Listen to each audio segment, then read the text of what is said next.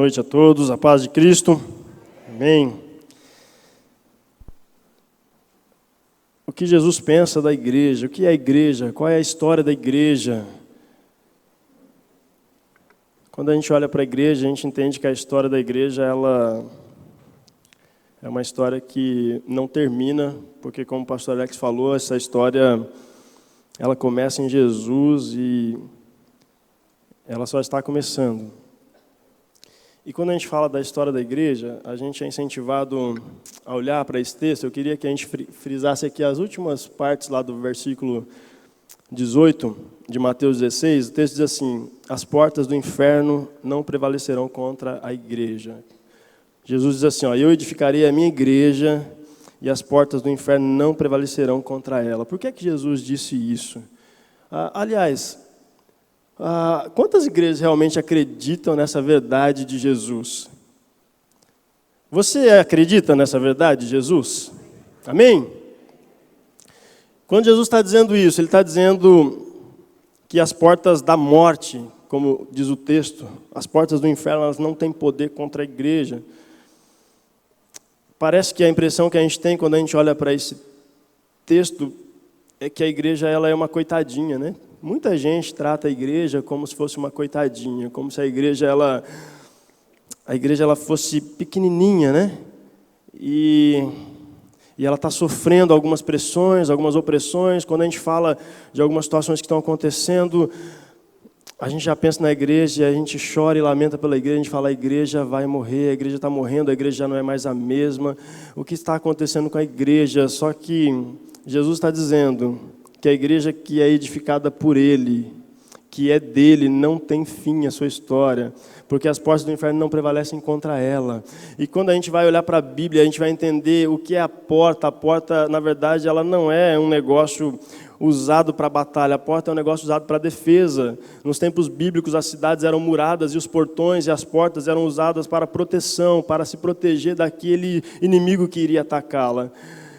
Mas não é a igreja que está com porta para se defender. Quem está com porta para se defender é o inferno, porque a igreja de Jesus, ela avança sobre as portas do inferno e elas não prevalecem contra a igreja dele, por causa dele. É tudo por causa dele. A igreja não tem vida em si mesma. A vida da igreja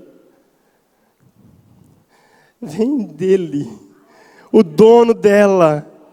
E Ele é poderoso para fazer com ela o que Ele quiser.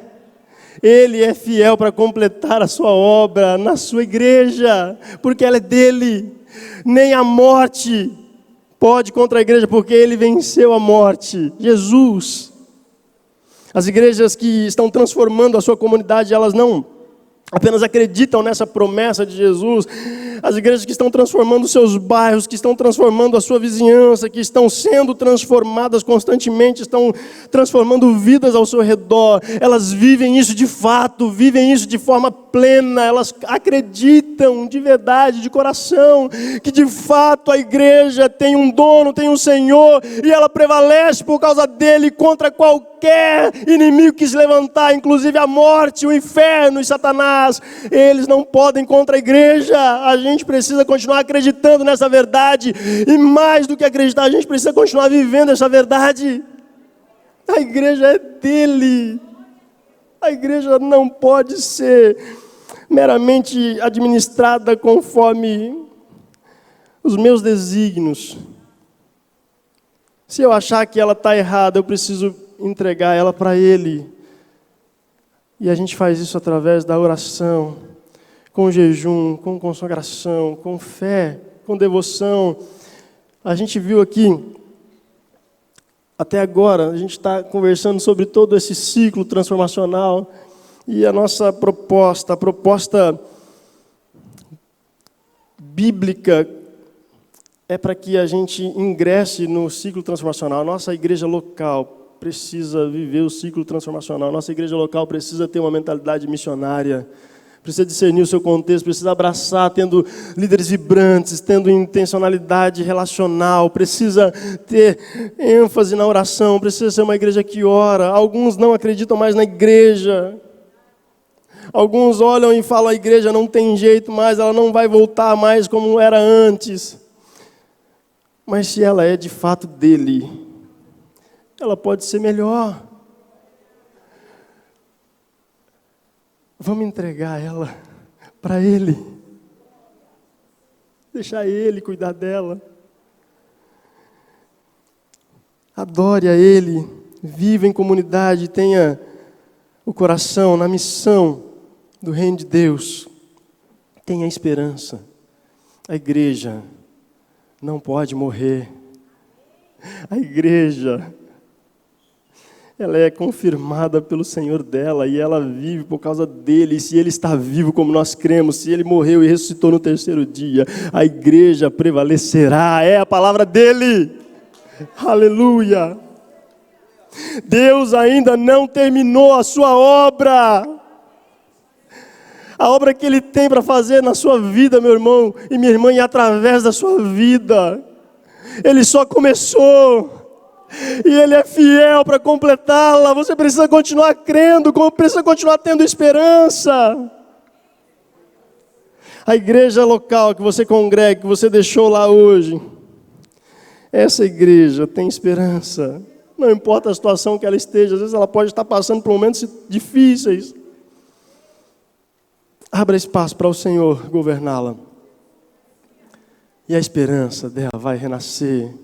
Nós precisamos ter esperança, nós precisamos ter fé, ainda que a gente esteja assim, rachado, ainda que a gente não tenha perspectiva, Deus pode fazer vida brotar.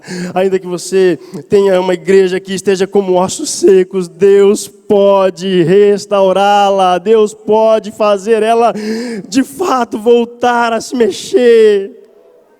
Ele é poderoso para isso. Nós precisamos continuar sonhando com isso. Mateus capítulo 17. Jesus, ele está no Monte da Transfiguração com os seus discípulos. E alguns discípulos estão ali embaixo. E quando Jesus desce, mandam chamar Jesus e fala, Jesus, tem um menino endemoniado ali que está sofrendo demais. A gente não consegue expulsar os demônios que estão sobre ele. E aí Jesus chega e fala assim, olha, como é pequena a fé de vocês. Até quando vocês vão ser incrédulos desse jeito? E Jesus vai lá e ora e expulsa o demônio, o menino é liberto. Um tempo depois, os discípulos chegam para Jesus e falam para Jesus, Senhor, por que é que nós não conseguimos expulsar aqueles demônios? E aí Jesus diz para eles, foi por causa da incredulidade de vocês. E esta casta só sai com jejum e oração. Preste atenção. A casta que Jesus se refere não se trata dos demônios, como se existissem demônios mais fortes que outros. A casta que o texto está se referindo é a própria incredulidade. Se você ler o texto, Jesus está o tempo todo criticando a incredulidade, a falta de fé, a pequenez da sua fé. E ele diz assim, essa casta, essa espécie, esta incredulidade só sai com jejum e oração.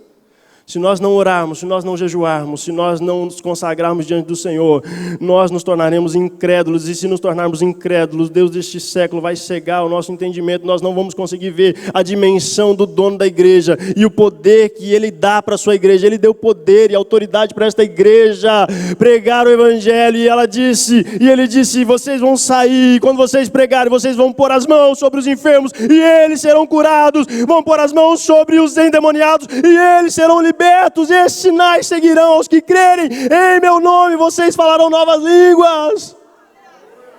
Nós precisamos crer, mas para crer nós precisamos depender e nos entregar a Ele, entregar a igreja a Ele. A gente precisa de um novo começo, mas para isso a gente precisa dar um start e dizer, olha, a gente pode avançar, a gente pode continuar, por mais difícil que seja, é possível nós continuarmos. Tenha esperança. Ainda que pareça estar tudo perdido, tenha fé. O autor e consumador da fé está vivo, está ativo no processo de condução do seu povo para a edificação da sua igreja. E ele tem poder para soprar vida e possibilitar novos começos. Ele é especialista em recomeçar. Se você olha para a sua igreja e fala, não dá mais, você pode recomeçar pelo poder do Espírito Santo, porque ele nos renova, ele nos renova, ele renova a nossa vida, ele renova a nossa fé. Cristo tem poder para isso. Seja um agente transformacional na sua realidade, no seu contexto, na sua igreja, através da sua igreja. Seja igreja adventista da promessa. Cristo tem poder para soprar vida sobre esta igreja. Cristo tem poder para soprar vida sobre a nossa convenção. Cristo é o Senhor da igreja. A gente precisa continuar crendo nisso, no nome de Jesus. Por isso, não deixe para amanhã, não deixe para depois do culto. Comece agora mesmo, assuma um compromisso com o seu Senhor. Ele está aqui te ouvindo, em nome de Jesus.